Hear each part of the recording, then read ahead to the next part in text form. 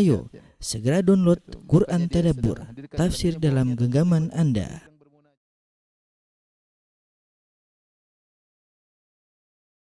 Bismillahirrahmanirrahim. Assalamualaikum warahmatullahi wabarakatuh. Alhamdulillahi ala ihsani wa syukru lahu ala taufiqi wa amtinani wa asyhadu an la ilaha illallah wahdahu la syarika lahu ta'ziman li sya'ni wa asyhadu anna Muhammadan abduhu wa rasuluhu da'ila ridwani. Allahumma shalli alaihi wa ala alihi wa ashabihi wa ikhwani. Rekan-rekan alumni ITB dan mahasiswa ITB yang dirahmati Allah Subhanahu wa taala.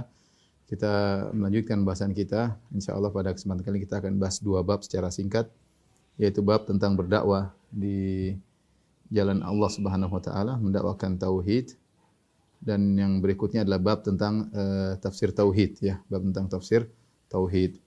Sebagaimana kita sudah bahas pada sebelumnya, bab-bab sebelumnya tentang keutamaan tauhid dan juga tentang bahaya syirik, sehingga seorang sudah tertarik untuk berjuang untuk bertauhid dan menghindarkan diri daripada kesyirikan. Maka di antara penyempurna dari itu semua adalah dengan mendakwakan tauhid tersebut. Seorang jangan hanya membatasi tauhid pada dirinya, tapi dia berusaha menularkan kebahagiaan yang dia rasakan kepada orang lain ya. Dan ini diisyaratkan oleh firman Allah Subhanahu wa taala, wal asri innal insana lafi khusr illa alladziina aamanu wa 'amilus shalihat wa tawassaw bil haqq wa tawassaw bis sabr. Demi masa sungguhnya manusia itu semuanya dalam kondisi merugi kecuali orang-orang yang beriman dan beramal saleh. Apakah cukup di situ? Tidak ya. Wa amil alladziina aamanu wa 'amilus shalihat wa tawassaw bil haqq wa tawassaw bis sabr. Saling juga menasihati dalam kesabaran ya, dalam kebenaran, dan saling menasihati dalam kesabaran. Oleh karenanya seorang ahli tauhid tidak mencukupkan tauhid pada dirinya saja, tapi dia berusaha menyeru masyarakat untuk bertauhid, berusaha untuk mengajak masyarakat meninggalkan kesyirikan dengan berbagai macam bentuk modelnya ya. Oleh karenanya setelah itu Syekh Muhammad bin Wahab rahimahullah membawakan bab tentang berdakwah kepada la ilaha illallah, berdakwah kepada la ilaha illallah. Beliau Syekh Muhammad bin Wahab rahimahullah membawakan banyak dalil ya. Di antaranya yaitu firman Allah Subhanahu wa taala, "Qul hadhihi sabili ad'u ila Allah ala basiratin ana wa man ittaba'ani wa subhanallahi wa ma ana minal musyrikin." Perhatikan ayat ini ya.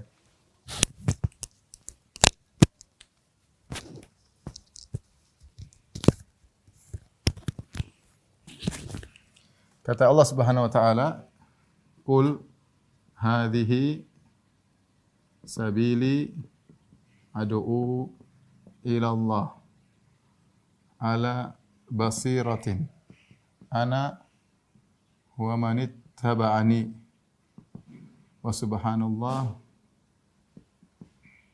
wa ma ana minal musyrikin." Ini di akhir-akhir surat Yusuf. Ya, katakanlah wahai Muhammad ya. Wahai Muhammad, hadhihi sabil, inilah jalanku. Aku menyeru kepada Allah. Kalau kita buka tafsir At-Tabari, dia menafsirkan aku menyeru kepada Allah, maksudnya tauhid. Aku menyeru kepada tauhid. Ala basiratin, di atas ilmu. Ana wa man ittaba'ani, aku dan orang-orang yang mengikutiku. Aku dan orang-orang pengikutku. Subhanallah wa ma ana minal musyrikin. Maksudnya Allah, aku bukan termasuk orang-orang yang musyrik. Di sini Nabi SAW diperintahkan untuk menjelaskan tentang jalan Nabi SAW. Ini adalah jalanku, ya, jalan dakwahku. Aku menyeru kepada Allah, itu menyeru kepada tauhid. Ya, jadi dari sisi dua hal yang harus diperhatikan. Dua hal. Pertama, menyeru kepada tauhid, mentauhidkan Allah. Jadi kata At-Tabari, ad'u ila Allah, maksudnya aku menyeru kepada mentauhidkan Allah, yaitu ad'u ila tauhidillah. Ini ad'u ila tauhidillah. Ya. Jadi intisari dakwahku adalah menyeru kepada tauhid kepada Allah Subhanahu wa taala. Perkara yang kedua, aku ikhlas, tidak menyeru kepada selain Allah. Di sini ada faedah yang agung yang disampaikan oleh Syekh Muhammad bin Wahab rahimahullahu taala ketika mengomentari ayat ini. Dia berkata, li'anna katsiran wa in kana yad'u ila al-haq wa huwa yad'u ila nafsihi. Kenapa di sana banyak orang meskipun dia menyeru kepada kebenaran tapi dia menyeru kepada dirinya sendiri. Maka ini ada isyarat agar seorang ikhlas ketika dia menyeru kepada Allah. Ingat, menyeru kepada Allah. Ini intinya, kepada Allah. Bukan kepada yayasan, ya. Ingat ya, bukan kepada yayasan, bukan kepada ormas, ya, bukan kepada golongan, bukan kepada alumni, ya. Dan lain-lain, ya. Ini semua yayasan, ormas, golongan, alumni, pondok, ya. Semuanya ini hanyalah sarana, bukan tujuan. Dan bukan tujuan. Kapan ternyata hal-hal ini menjadi tujuan, maka subhanallah itu berarti kita tidak menyeru kepada tauhid. Yang lebih parah lagi, bukan kepada diri sendiri. Ya, ada orang dia tidak menyeru kepada yayasan, tidak kepada ormas, tidak kepada golongan, tidak kepada alumni, tidak kepada pondok, tidak kepada apa. Dia menyeru pada dirinya sendiri. Harus orang ikut dia. Harus mengagungkan dia, yang menyelisih dia berarti dianggap menyimpang, dan ini yang lebih bahaya lagi. Ya, kalau ada orang yang ngaji rame, yang lain dia tidak suka, dia maunya semua orang ngaji sama dia. Ini namanya adalah menyeru kepada diri sendiri. Meskipun yang dia bawakan adalah dalil Al-Quran Sunnah, tapi pada tauhidnya tercoreng. Ya, bahkan mungkin dia menyuruh kepada tauhid, tapi ternyata di balik itu dia ingin menyuruh orang kepada dirinya sendiri. Maka waspada. Adu ilallah ala basiratin, harus di atas ilmu. Kenapa? Banyak orang ya berdakwah tanpa ilmu. Kemudian juga banyak orang berdakwah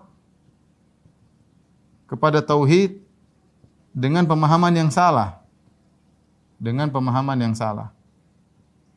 Nanti makanya setelah ini kita akan bahas tentang tafsir tauhid.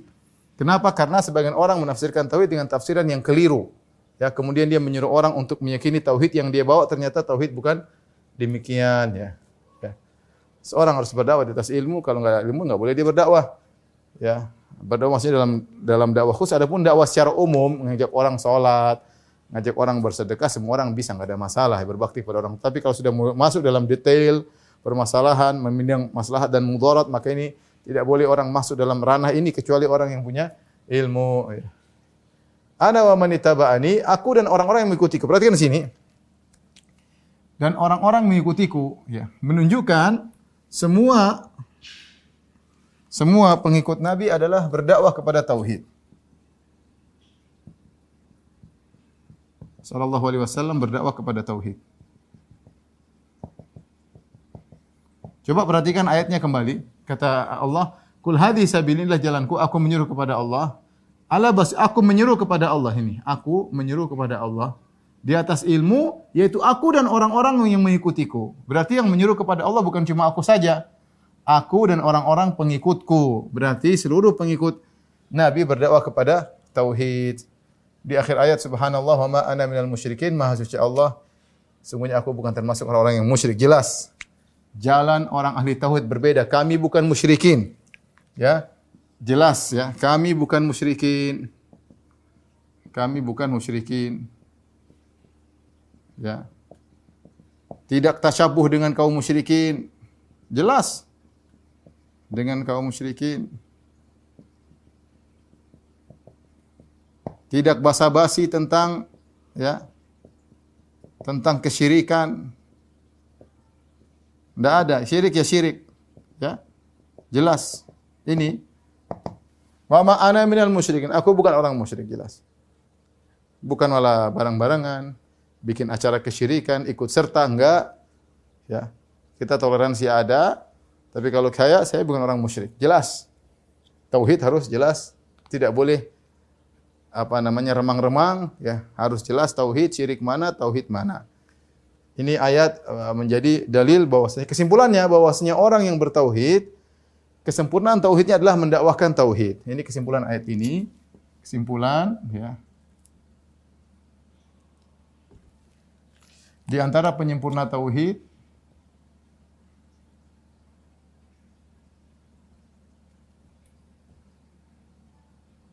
adalah berdakwah kepada tauhid.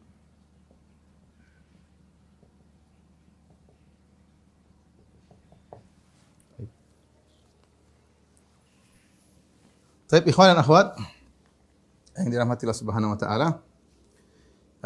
Kita lanjutkan bahasan berikutnya. Dalil berikutnya yang dibawakan oleh Syekh Abdul Wahab tentang keutamaan tauhid atau berdakwah kepada tauhid dari Ibnu Abbas radhiyallahu anhu anna Rasulullah sallallahu lama ba'atha Mu'adzan ila Yaman. Tatkala Rasulullah sallallahu mengutus Mu'adz ke negeri Yaman. Untuk apa ikhwan Mu'adz diutus ke negeri Yaman? Untuk mendakwahkan tauhid. Qala lahu, Nabi berkata, "Innaka ta'ti qauman min ahli kitab." Sungguhnya wahai Mu'adz kau akan mendatangi suatu kaum dari ahlul kitab, yaitu di Yahudi di sana, Yahudi atau Nasara di negeri Yaman. Bayangkan Rasulullah konsentrasi untuk islamisasi. Untuk islamisasi. Maka Nabi menyuruh Mu'adz untuk berdakwah sampai bukan cuma di kota Madinah, sampai sana ke luar negeri kalau bahasa kita.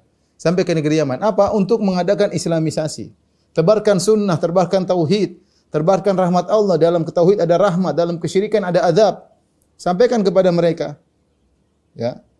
Tapi bagaimana cara agar mereka masuk Islam? Caranya menjelaskan mereka di atas kesesatan. Jelaskan bahwasanya orang-orang musyrik itu di atas kesyirikan, di atas kesesatan, mengantarkan kepada neraka jahanam, bukan malah mendukung, oh kita semua benar, semua enggak, ini malah rusak seperti orang liberal.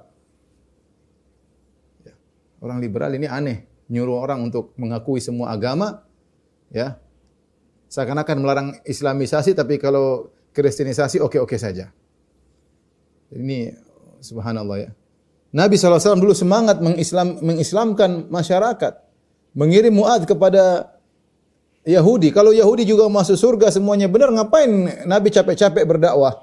Ngapain kirim Mu'adz ke sana? Kurang kerjaan Rasulullah SAW ya. Nabi mengatakan, innaka ta'ti qauman min ahlil kitab. Wahai Mu'adz, kau akan datang suatu kaum dari ahlul kitab. Falyakun awwala ma tad'uuhum ilaihi syahadatu an la ilaha illallah. Jadikanlah ya. Yang pertama kali kau dakwahi kepada mereka adalah la ilaha illallah. Ini yang pertama. Ya. Wa fi riwayatin ila ayyuhidullah, agar mereka mentauhidkan Allah. Kenapa? Mereka musyrikin, ahlul kitab musyrikin. Innal ladzina kafaru min ahlil kitabi wal musyrikin. Ya, mereka juga kaum musyrikin. Mereka kafir. Yang pertama adalah tauhid. Fa inhum ata'uka lidzalik. Kalau mereka taat kepada engkau untuk mentauhidkan Allah, fa'alimhum anna Allah aftarada 'alaihim khamsa salawat. Baru ajarkan kepada mereka salat 5 waktu. Fi kulli yaumin wa lailah. Setiap sehari semalam salat 5 waktu. Fa inhum ata'uka lidzalik. Kalau mereka taat kepadamu salat 5 waktu, fa'alimhum anna Allah aftarada 'alaihim shadaqatan tu'khadhu min aghniyaihim faturaddu 'ala fuqara'ihim. Kabarkan bahwasanya mereka harus bayar zakat, diambil orang miskin dikembalikan, diambil orang kaya dikembalikan kepada orang miskin di antara mereka. Fa inhum ata'uka lidzalik. Kalau mereka taat kepadamu untuk bayar zakat, wa iyyaka wa qara'ima amwalihim. Hati-hati kalau kau ngambil zakat, jangan ngambil yang paling mewah barang milik mereka. Kalau mereka bayar zakat hewan, jangan ambil hewan yang paling gemuk. Kalau mereka bayar zakat emas, jangan ambil emas yang paling indah misalnya, ya. Wattaqi da'watal mazlum, waspadalah dengan doa orang yang dizalimi. Karena ketika kau mengambil harta mereka yang terindah untuk zakat, maka kau mendolimi mereka. Kalau kau sudah mendolimi mereka, wahai Mu'adz, hati-hati mereka akan berdoa. Fa innahu laisa bainaha wa bainallahi hijab. Sungguhnya tidak ada penghalang antara doa tersebut dengan Allah. Ini dalil bahwasanya Nabi menyuruh Mu'adz untuk berdakwah tauhid. Dan Nabi sendiri sudah kita jelaskan dalam pengajian-pengajian yang lain. Nabi sendiri berdakwah. Nabi kirim surat kepada Heraklius, Nabi kirim surat kepada Al-Muqawqis, Nabi kirim surat kepada Raja Persia untuk masuk Islam. Nabi kirim surat kepada Heraklius. Ya, sebagaimana kita sampaikan, yaitu aslim taslam, masuk Islam kau akan selamat. Yu'tikallahu ajraka marratain, Allah akan berikan kau ganjaran 2 kali, 2 pahala, pahala kau selama di Nasrani, pahala kau masuk Islam. Kemudian kata Nabi, wa in tawallait, kalau kau berpaling tidak masuk Islam, fa inna alaika itsmal arisin, kau akan menanggung dosa rakyatmu. Jelas. Qul ta'alu ila kalimatin sawa'in bainana wa bainakum. Allah na'budu illa Allah wa la nusyrika bi syai'a. Wahai ahlul kitab, kemarilah kita menuju satu kalimat yang sama. Jangan berbuat syirik sama sekali, beribadah kepada Allah semata. Jelas. Orang-orang kita dakwahi Nasara Yahudi harus tahu mereka musyrikin. Jangan kita memudarkan hal ini, jangan kita membuat remang-remang. Jangan bikin abu-abu. Jelas tauhid. Wa ma ana minal musyrikin, aku bukan orang musyrik, kalian musyrikin. Tergantung cara penyampaiannya bagaimana, tapi harus jelas mereka musyrikin. Bukan malah kita ikut serta dalam perayaan-perayaan mereka sehingga mereka semakin pede dengan apa yang mereka lakukan. Mereka semakin bangga dengan kondisi mereka yang musyrikin. Saya dulu punya kawan, dia masih Islam, sampai sekarang masih kawan saya juga ya. Dia cerita, dia keluarganya lah keluarga misionaris ya. Sampai beberapa tahun yang silam ditelepon, Fulan, kau tidak kembali kepada agamamu yang dulu. Lihat kita mau bikin acara Natalan dan orang-orang Islam yang akan mendukung lah apalah. Jadi buktinya mereka semakin pede dengan agama mereka ya karena sikap sebagian orang-orang yang salah ya. Kita toleransi itu wajib. Tapi ingat, jangan mengesankan mereka di atas kebenaran, enggak boleh. Kita akan diminta pertanggungjawaban oleh Allah Subhanahu wa taala. Kita harus tahu mereka salah, harus jelaskan mereka salah. Bagaimana kita memberikan rahmat Allah kepada mereka? Justru kita mengesankan bahwasanya oke, kita semua baik, kita enggak bisa. Kapan kita mau islamisasi sementara mereka merasa mereka benar? Bahkan sikap kita menunjukkan seakan-akan mereka benar. Terus gimana mau islamisasi? Coba berpikir yang benar. Terus Nabi juga ngapain kirim Mu'adz bin Jabal? Ngapain Nabi kirim surat ke Heraklius? Ngapain Nabi kirim surat ke Al-Muqawqis? Ngapain Nabi kirim surat ke Persia? Nabi ingin mereka masuk Islam. Nabi menyadarkan mereka dalam kondisi musyrik, beribadah kepada makhluk, beribadah kepada Nabi Isa, syirik, jelas. Gimana seorang Nabi diangkat sebagai Tuhan pencipta alam semesta? Bagaimana Tuhan pernah ada dalam perut seorang wanita? Bagaimana Tuhan keluar dari kemaluan seorang wanita?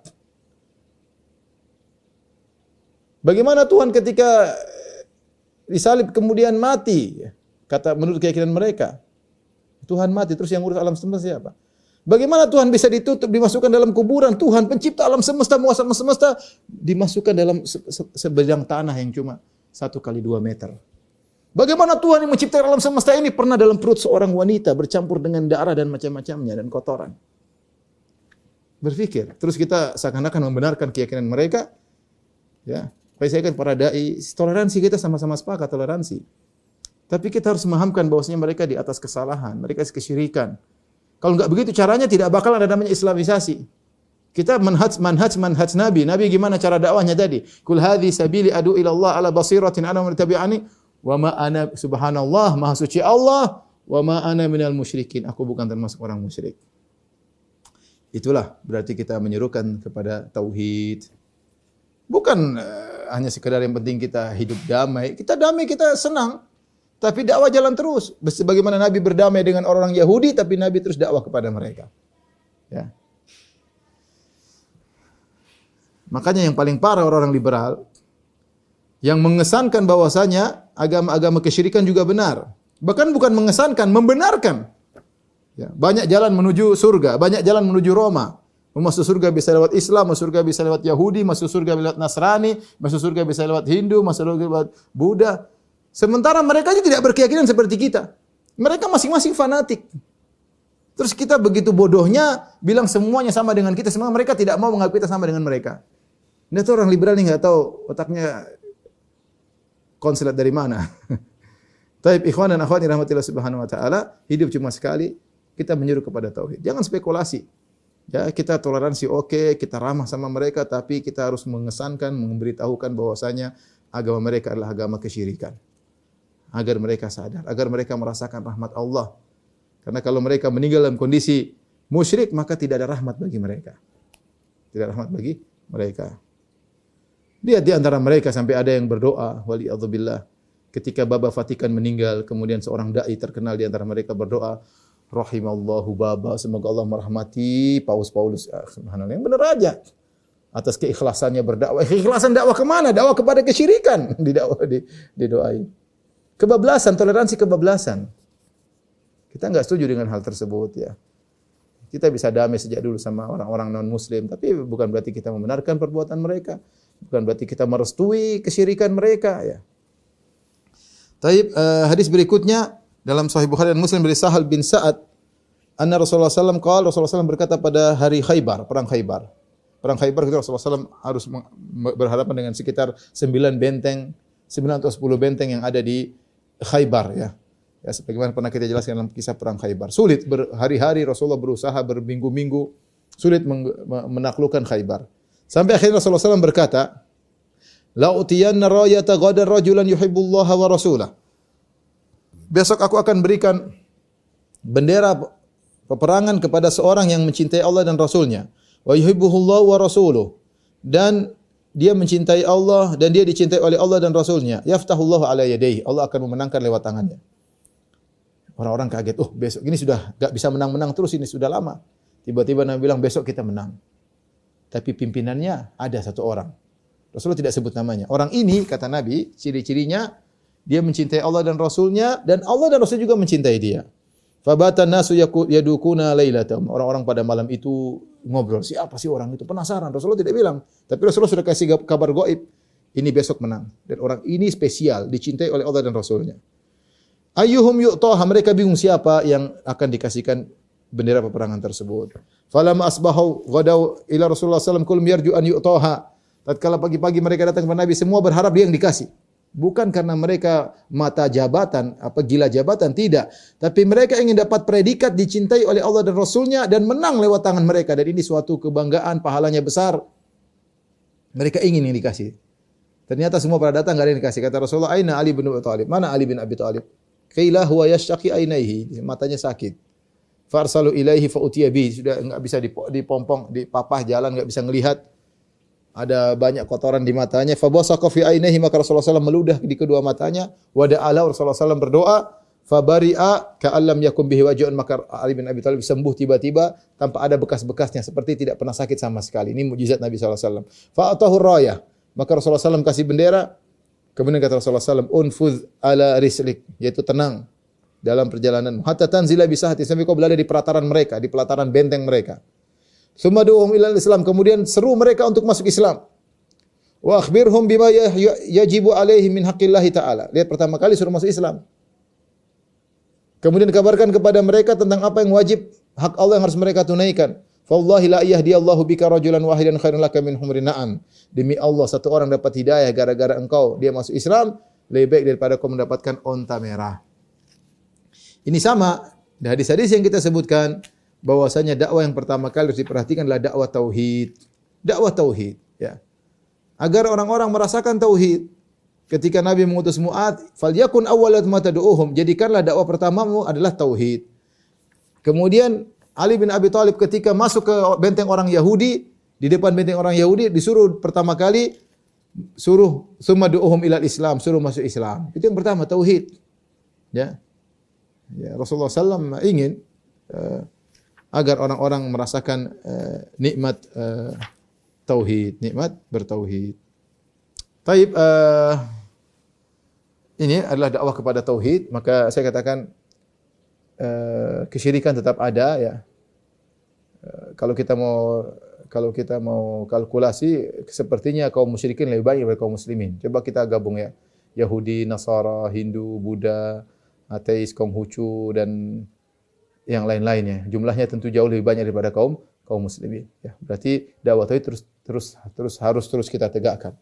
Terus yang orang Islam juga yang masih terjerumus dalam kesyirikan masih banyak, yang percaya sama dukun masih banyak, yang pakai jimat masih banyak, yang kasih sajian masih banyak, yang percaya sama ramalan bintang masih banyak, ya.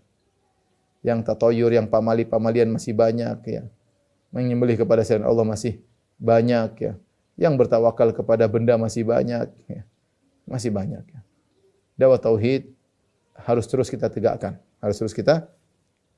tegakkan. Tapi kita lanjutkan bab berikutnya. Bab ad-du'a, bab tafsir la ilaha illallah.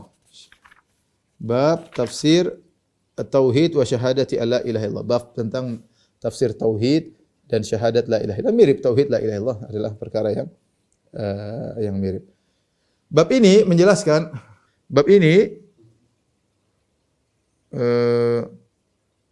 menjelaskan tentang apa itu tauhid. Karena ketika kita ingin berdakwah, kita harus tahu apa yang kita dakwahi. Tadi sudah kita sebutkan, ad'u ilallah ala basiratin, aku menyuruh kepada Allah di atas ilmu. Ilmu itu harus benar, ilmu tauhid yang benar. Kita jangan sampai salah paham tentang tauhid. Karena di sana ada orang-orang, mereka bilang mereka berdakwah kepada tauhid, mereka salah paham tentang tauhid. Maka kita harus tahu tafsir tauhid yang benar, dan kita akan singgung sedikit tentang tafsir tauhid yang salah. Tafsir tauhid yang salah, jangan kita terjebak dengan tafsir seperti itu ya. Ada yang salah, ada yang kurang ya. Maka seorang berusaha berdakwah kepada tauhid dengan tafsir yang benar. Baik. Tafsir tauhid ya. At-tauhid. Ini sudah pernah saya singgung. Tauhid artinya mengesahkan ya. Mengesahkan. Tauhid sudah kita singgung apa namanya? Dia adalah secara umum bisa diklasifikasi menjadi 3. Tauhid rububiyah, kemudian tauhid al-uluhiyah, tauhid al-asma wa sifat. Kemudian tauhid al-uluhiyah. Secara sederhananya, tauhid rububiyah maksudnya tidak ada yang mencipta kecuali Allah. Tidak ada yang mencipta, mencipta dan mengatur alam semesta kecuali Allah. Tauhid asma wa sifat sederhananya tidak ada yang sempurna, yang bersifat sempurna kecuali Allah ya. Kecuali Allah. Allah maha dalam segalanya. Allah maha dalam segalanya, maha segalanya. Maha berilmu, maha mencipta, maha memaafkan, maha mengetahui, maha semuanya Allah maha ya. Tauhid uluhiyah maksudnya tidak ada yang berhak disembah. Berhak disembah, diibadahi ya. Diibadahi atau diserahkan ibadah kecuali Allah. Baik. Adapun makna la ilaha illallah. La ilaha illallah. Inilah makna dari la ilaha illallah. La ilaha illallah. Tidak ada ilah secara bahasa. Ilah artinya yang diibadahi. Artinya ma'bud. Ma'bud yang diibadahi. Jadi kalau kita artikan la ilaha, la ma'buda illallah. Artinya la ma'buda illallah. Tidak ada sesembahan yang berhak disembah kecuali Allah.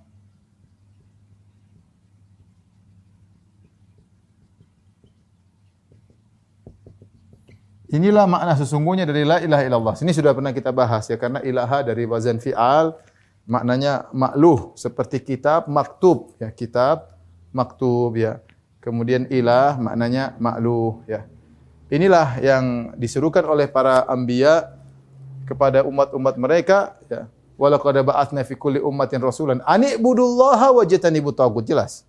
Sungguh kami telah mengutus kepada setiap umat seorang rasul yang mengatakan ubudullaha, sembahlah Allah saja, wajtanibut taghut, dan jauhilah taghut, jauhilah sembahan selain Allah. Itulah makna inti daripada la ilaha illallah, tidak ada yang berhak disembah kecuali Allah Subhanahu wa taala ya. Adapun tauhid asma wa sifat, tauhid rububiyah adalah pelengkap, karena kalau orang mengakui, perhatikan, jadi semuanya akan menuju kepada tauhid uluhiyah. Ya. Kalau kita mengakui bahwasanya hanya Allah yang mencipta dan mengatur alam semesta, karena Allah yang maha sempurna, maka dialah yang berhak disembah, sudah jelas. Jelas. Jadi tauhid semua sifat dan rububiyah mengkonsekuensikan tauhid al-uluhiyah ya. Tauhid asma sifat dan tauhid rububiyah ini sangat logis ya, mengkonsekuensikan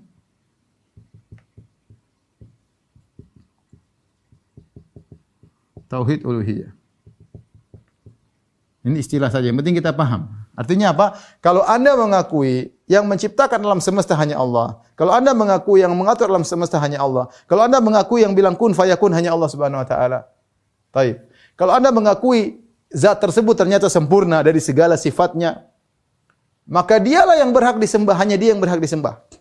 Maka itulah tauhid uluhiyah. Hanya Allah yang maha mencipta, maha sempurna, dia yang berhak untuk disembah. Selainnya enggak berhak disembah. Makanya ketika ada orang-orang musyrikin datang kepada Nabi, mereka mengatakan, Ya Muhammad, sif lana rabbak. sampaikan kepada kami sifat-sifat Tuhanmu. Maka turunlah firman Allah, Qul huwallahu ahad, Allahus samad, lam yalid wa lam yakul lahu kufuwan ahad. Katakanlah dialah Allah, Qul huwallahu ahad, dialah Allah yang berhak disembah, yang ahad, sendiri, tidak ada yang seperti dia. Allahus samad, yang dia tidak membutuhkan kepada apapun dan semuanya butuh kepada dia. Lam yalid wa lam yulad, tidak melahirkan, tidak dilahirkan. Ya, karena kalau dia melahirkan berarti ada yang mirip seperti dia. Kalau dilahirkan berarti dulunya dia tidak ada, kemudian ada. Wa lam yakul lahu kufuwan ahad, dan tidak ada yang serupa dengan dia. Itulah syarat Tuhan yang berhak disembah. Dan syarat itu tidak dipenuhi oleh sembahan yang lain. Siapa nyembah Nabi Isa coba? Nabi Isa dimasukkan. Apakah ada yang sampai seperti Nabi Isa? Ada, Nabi Adam, lebih hebat lagi, tidak pakai ayah, tidak pakai ibu. Ya. Nabi seperti dia banyak yang makan, yang minum, yang jalan, yang banyak sekali yang seperti Nabi Isa alaihissalam tidak berhak untuk disembah. Jadi inilah kalau ditanya apa itu tafsir tauhid yang sungguhnya adalah tauhid al-uluhiyah. Inilah intisari dakwah para nabi.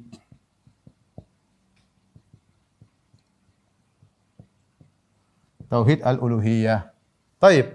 Ikhwan dan akhwat yang dirahmati Allah Subhanahu wa taala, di sana ada tafsiran-tafsiran yang keliru atau kurang sempurna.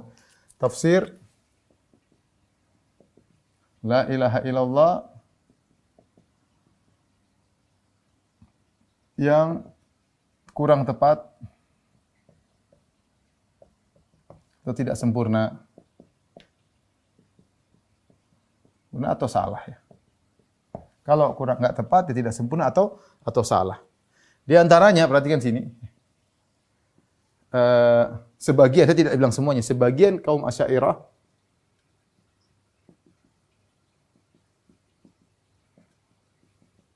menafsirkan la ilaha illallah dengan la qadira alal ikhtira ilallah. Seperti disebutkan oleh Syekh dalam kitabnya Ilal Wanihal. Artinya apa la ilaha illallah? Tidak ada yang mampu untuk menciptakan kecuali Allah.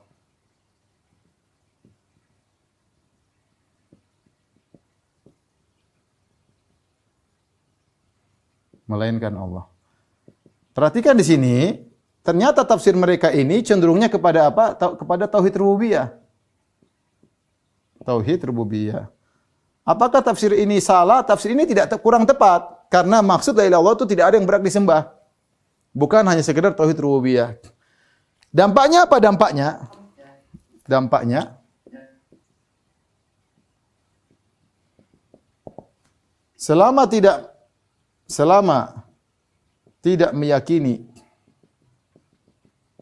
adanya pencipta selain Allah,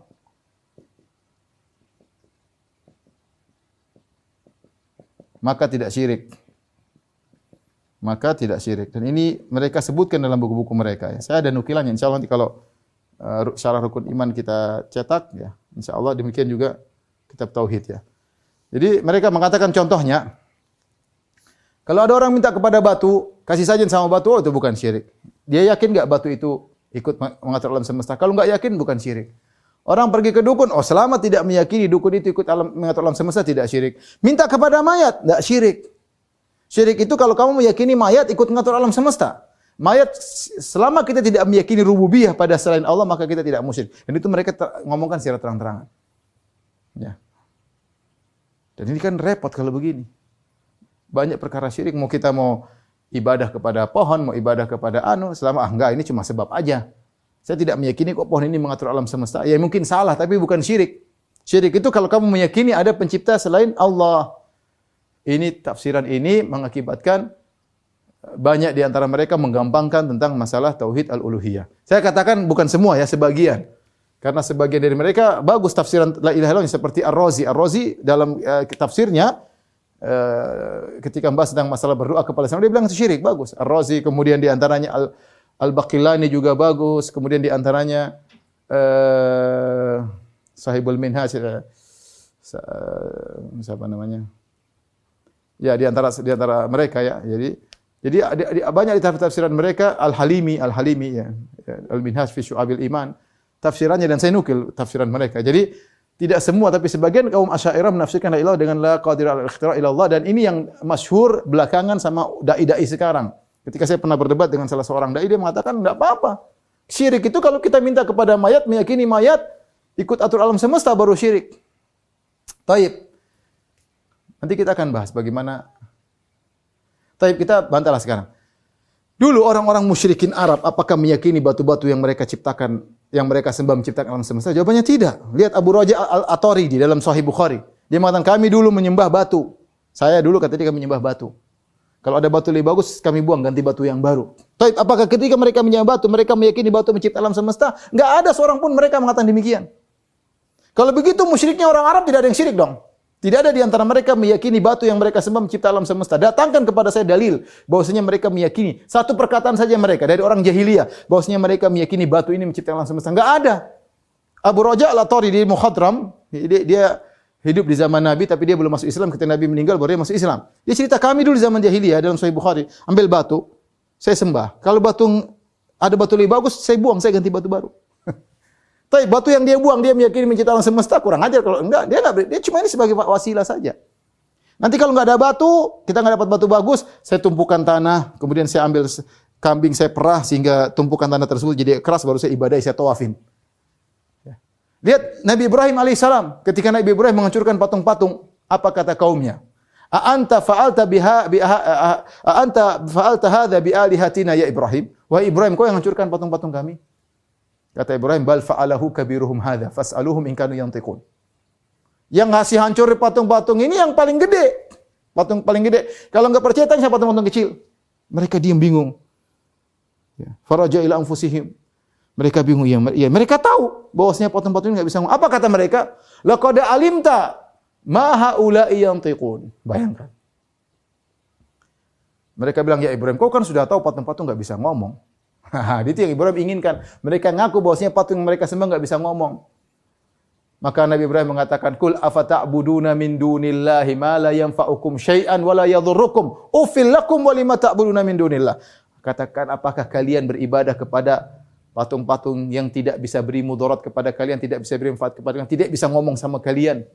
Taib. Berarti menunjukkan para penyembah patung-patung di zaman Nabi Ibrahim tidak meyakini patung-patung ini menciptakan alam semesta. Tapi mereka musyrik atau bukan?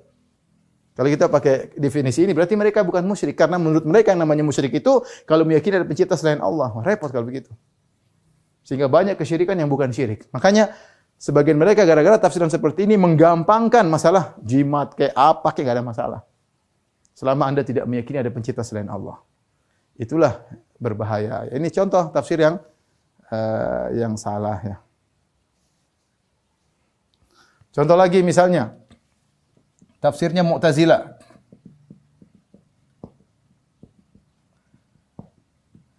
Mu'tazilah dia punya pemikiran sama seperti orang-orang filsafat Yunani. Nanti insyaallah kita akan bahas. Insyaallah setelah saya selesai akidah wasithiyah saya akan mulai bahas tentang firqah dan yang pertama saya akan bahas adalah masalah Yunani insyaallah. Jadi menurut mereka Tuhan itu memiliki sifat utama adalah qadim ya. Tuhan tersebut tidak boleh punya sifat. Jadi kata mereka Tuhan hanya zat tanpa sifat. Tidak ada boleh sifatnya. Kalau zat ini qadim itu azali. Ya. Qadim itu azali. Kalau ada sifat bersama zat berarti sifat juga qadim.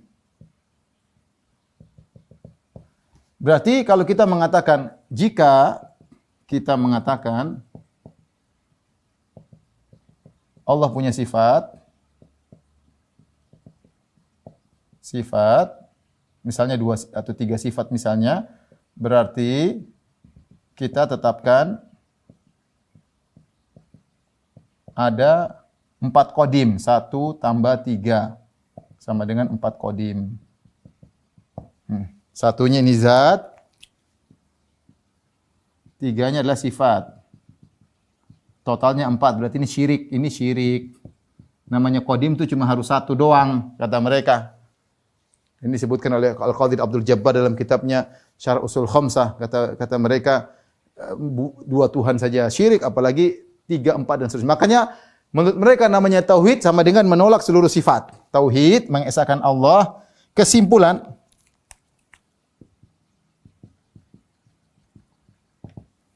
tauhid sama dengan menolak seluruh sifat.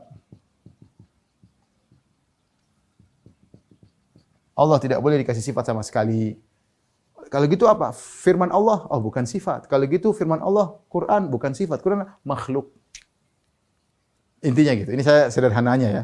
Sederhananya. Jadi tafsir Mu'tazilah tentang tauhid adalah menolak seluruh sifat. Ini tafsir yang ngawur ya. Tafsir yang ngawur. Tapi di antara tafsir yang ngawur adalah tafsirnya wahdatul wujud atau wahdatul wujud. Ya. Apa maksudnya? Namanya la ilaha illallah itu tidak ada suatu di alam semesta ini kecuali Allah juga. Semua bersumber dari Allah. Ini juga asalnya dari pemikiran dari Platonis ya. Platonis nanti insyaallah akan kita bahas yang mereka mengatakan bahwasanya makhluk tercipta dari faidanat, itu dari faid. Allah faid itu suatu curahan dari kausa prima. Intinya alam semesta ini dialah Allah juga. Alam semesta ini adalah Allah juga, Allah ya alam itu juga. Barang siapa mengatakan ada berbeda-beda, berarti dia musyrik. Karena musyrik itu mengakui keesaan Allah. Alam ya Allah, Allah ya alam. Itulah wahdatul wujud. Dan juga parah juga ini kita tauhidnya ya.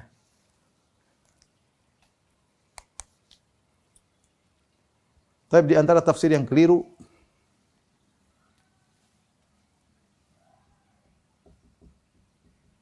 tafsir takfirin, tukang mukafirkan, tukang bom.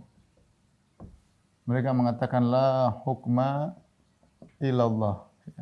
Tidak ada hukum kecuali hukum Allah Subhanahu wa taala. Ini kalimat hak, benar, kita harus berhukum dengan hukum Allah. Tapi kalau dijadikan sebagai pusat bahwasanya barang siapa tidak berhukum dengan Allah maka kafir, sehingga pemerintah semuanya kafir, semua MPR kafir, semua DPR kafir, yang ragu tentang kafiran mereka juga kafir. Wah, ini namanya kafir model MLM. Akibat ini timbullah pengkafiran model MLM. Ini bahasanya sudah kita bahas atau nanti akan kita bahas dalam kitab tauhid. Bukan begitu sederhana yang seperti yang mereka gambarkan ya. Jadi ini contoh ikhwan dan akhwat subhanallah, tafsiran-tafsiran yang tidak sesuai ya.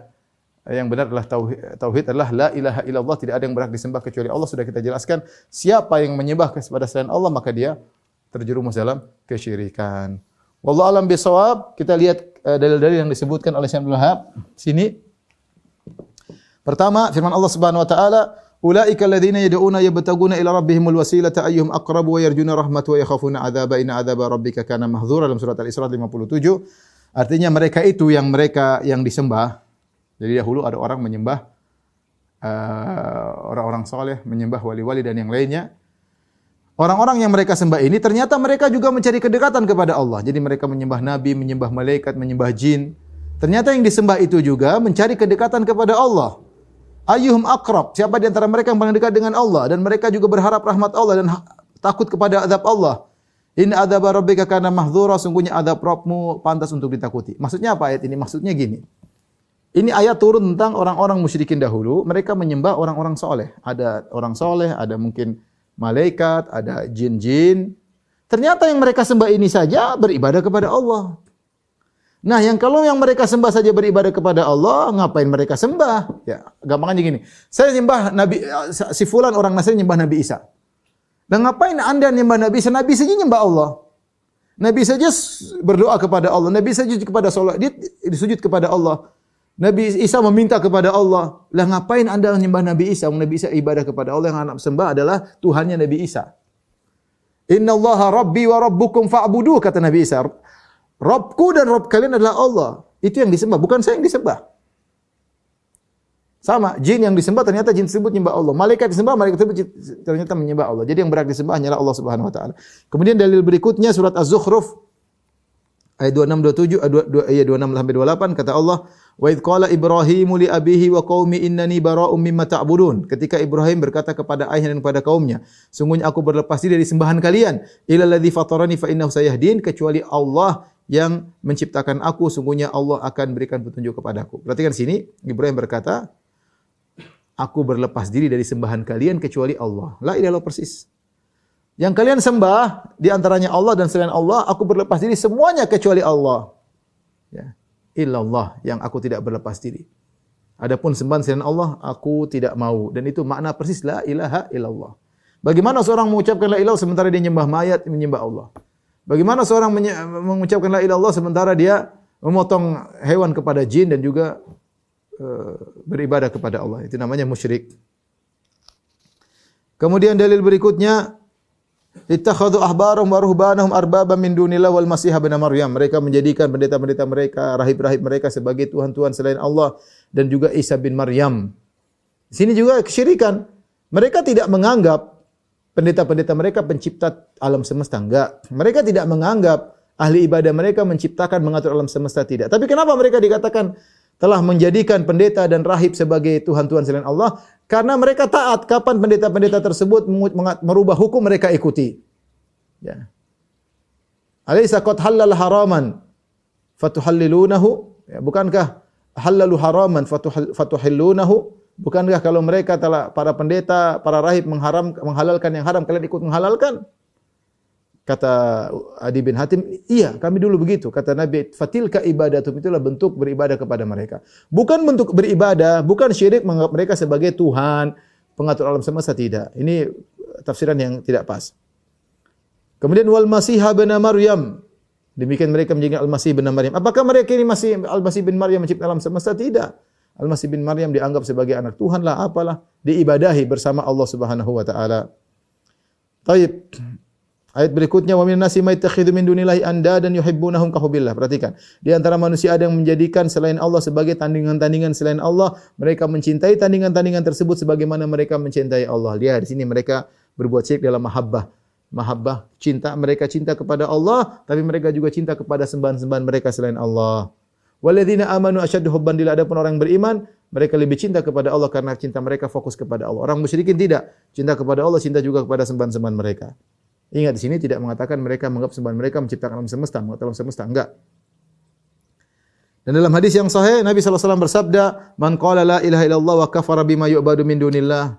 Barang siapa mengucapkan la ilaha illallah dan kufur kepada sembahan selain Allah, ini syaratnya.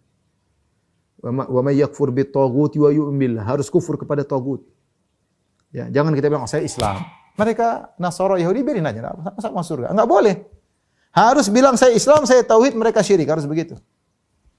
Kalau Anda ragu mereka syirik, ya berarti Anda ragu tentang Anda tauhid. Konsekuensi Anda mengatakan Anda bertauhid, mengkonsekuensikan harus mengatakan mereka musyrik. Ya, makanya Allah mengatakan, "Wa may yakfur bit tagut wa yu'min billah." Harus kufur kepada tagut, kufur kepada kesyirikan, beriman kepada Allah, baru bisa la ilaha illallah. Ada penafian, ada penetapan. Tidak ada sembahan kecuali Allah, itu baru tauhid. Adapun saya sembah Allah, tapi yang lain juga sembahyang, silakan sama-sama boleh. Ini enggak benar, tauhidnya enggak beres berarti. Enggak ada nafyu dan isbat, harus ada nafyu dulu, penafian selain Allah, menetapkan Allah. Ya, kata Ibrahim alaihissalam, "Inni bara'un mimma ta'budun illa alladzi fatarani." Aku berlepas diri pada sembahan semua selain Allah kecuali Allah yang menciptakan aku. Itu penafian dan penetapan la ilaha illallah. Man qala la ilaha illallah wa kafara bima yu'badu min dunillah. Barang siapa yang mengucap la ilaha illallah dan kufur kepada sembahan selain Allah, maka haram hartanya, haram darahnya dan hisabnya kepada Allah. Tapi inilah tafsir tauhid secara sederhana. Yang rahmatillah subhanahu wa ta'ala. Insyaallah mudah-mudahan buku syarah kitab tauhid di tengah Maret sudah siap untuk bisa disebarkan insyaallah taala. Masih proses pengeditan, agak lambat ya. Demikian apa yang saya sampaikan, kurang lebih saya mohon maaf kepada kawan-kawan alumni ITB dan juga mahasiswa ITB. Semoga Allah mewafatkan kita di atas tauhid dan kita dijauhkan dari segala bentuk kesyirikan. Wabillahi taufiq wal hidayah. Assalamualaikum warahmatullahi wabarakatuh.